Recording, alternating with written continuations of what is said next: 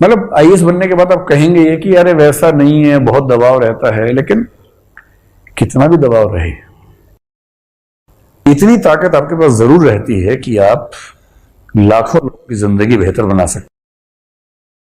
मैं आजकल एक एग्जाम्पल देके बात समझाता हूं। उत्तर प्रदेश के ही एक अधिकारी हैं, मेरे विद्यार्थी हैं, पुलिस में है, आईपीएस हैं, सीनियर हो गए तो काफी,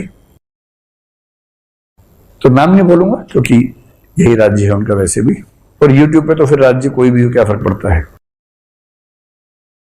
तो जब वो सिलेक्ट हुए तो उसके करीब 12 साल बाद मेरा उनसे मिलना हुआ एक दिन। 12 साल आप समझ पा रहे होंगे कि इस समय आईपीएस क्या होगा, एक बड़े जिले का एसपी होगा। तो उत्तर प्रदेश के एक बहुत बड़े जिले के एसएसपी थे उस समय। मैं संयोग से उस जिले में किसी एक प्रोग्राम के लिए गया हुआ था, किससे कोई मतलब किसी का विवाह था, वहां गया हुआ था, वो भी आए हुए थे। अब आए हुए थे तो 12 साल बाद मिलना हो गया हमारा, फिर खूब गप्पें होने लगी। फिर हम 4-5 घंटे रात को 2-3-4 बजे तक साथ बैठे, बात करते रहे। के बारे में जो जानता हूं वो सत्वगुण का व्यक्ति है।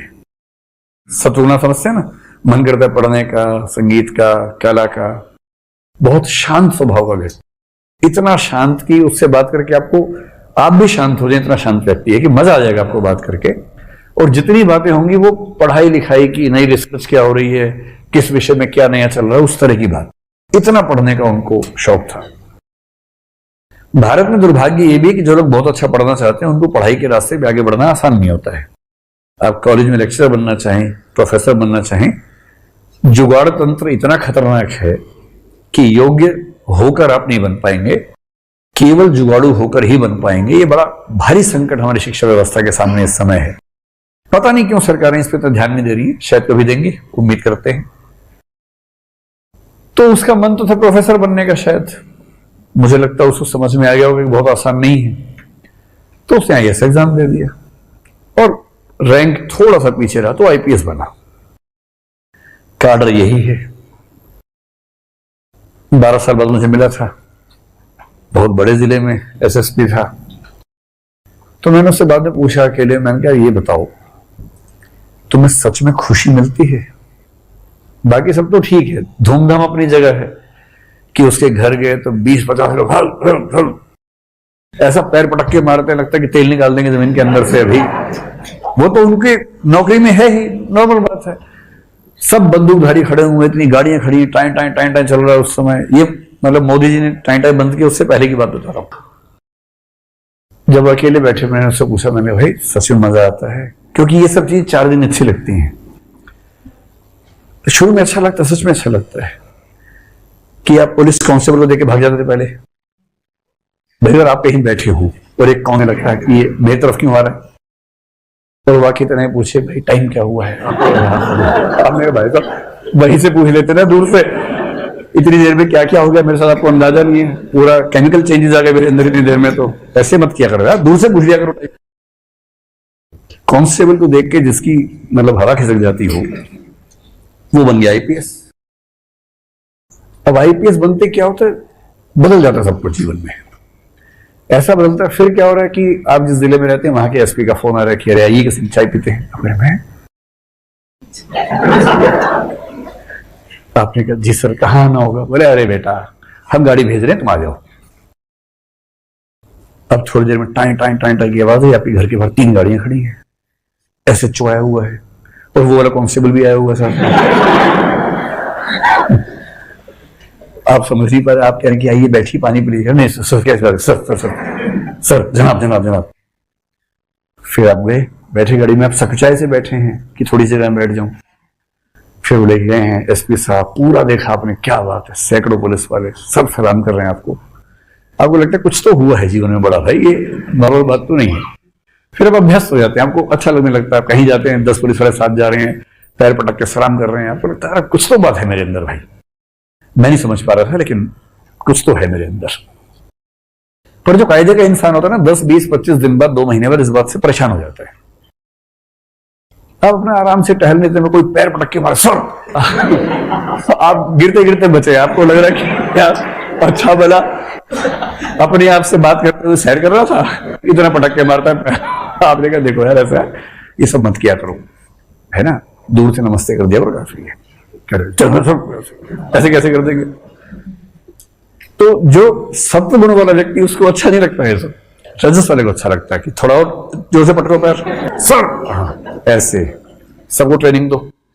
और जैसे हम शाम को आएंगे सब लाइन में खड़े होकर सर करना है, पैर पटक के, ठीक है। तब इस व्यक्ति को तो वो सब शौक था नहीं।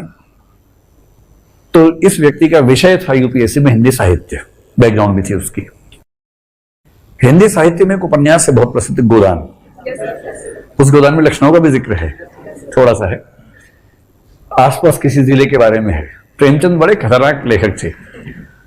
उन्होंने कहा कि ये जो कहानी है दो गांवों की कहानी है, और साथ में कहते हैं सेमरी और बेलारी दो गांव का नाम बताया। सेमरी और बेलारी अवध प्रांत के दो गांव हैं, जिले का नाम बताने की जरूरत नहीं। ये वाक्य आता है, जिले का नाम बताने की जरूरत नहीं। फिर क्या मतलब? इसका भाव ये है कि कोई भी जिला सोच लो यार, सभी जैसे हैं आसपास के। कोई जिला सोच लो, कोई किसान सोच लो, उसमें एक किसान है होरी। होरी, हाँ, होरी की पत्नी का नाम धनिया है। पुदीना नहीं, धनिया है ना।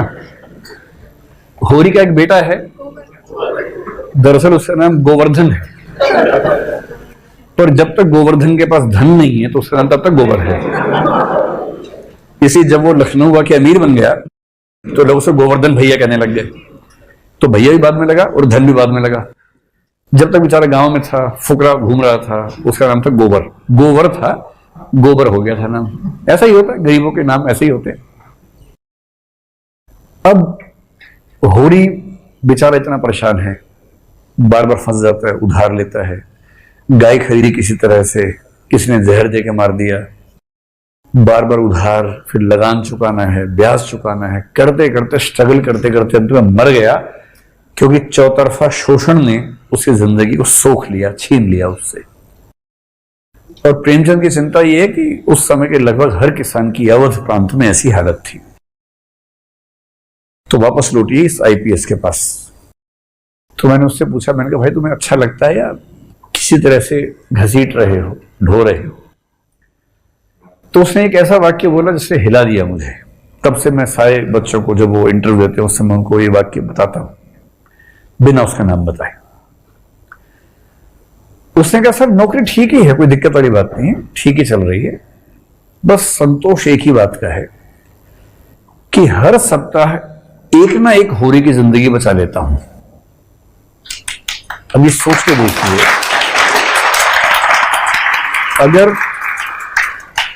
अगर तो आपका शौक है, उसी बात है कि लोग सैल्यूट करें, पटक पटक के पैर अपना, तो अलग बात है, तो छोटापन है। पर अगर संतोष की बड़ी वजह खोजनी है तो ये, अब हर हफ्ते किसी एक होरी की जिंदगी बचा सकते हैं, और बड़े स्तर पर शायद एक बार में लाखों की जिंदगी बचा सकते हैं, बना सकते हैं। आप एक जिले में डीएम होके कोई वहां पर ऐसा काम कर सकते हैं जो आने वाली पीढ़ियां याद रखें कि इस एक व्यक्ति ने हमारे जिले की किस्मत को कैसे बदला।